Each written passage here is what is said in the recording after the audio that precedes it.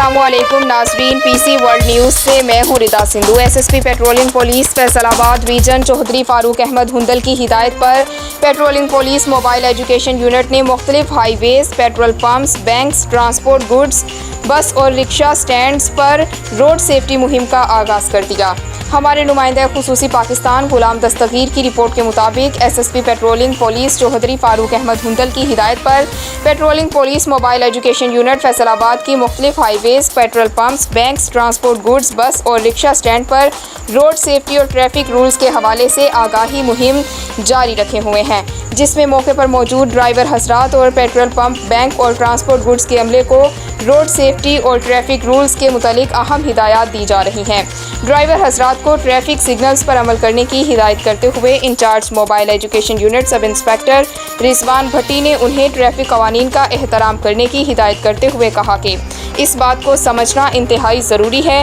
ये कवानीन हमारी बेहतरी के लिए हैं और ट्रैफिक कवानीन पर अमल करने का फ़ायदा किसी पुलिस वाले को नहीं बल्कि अवामुन नास को है। दौरान ड्राइविंग सीट बेल्ट के इस्तेमाल के फ़वाइद और मोबाइल फ़ोन के इस्तेमाल के नुकसानात और लेन और लाइन की पाबंदी के मुतालिक भी तफसीली आगाह किया।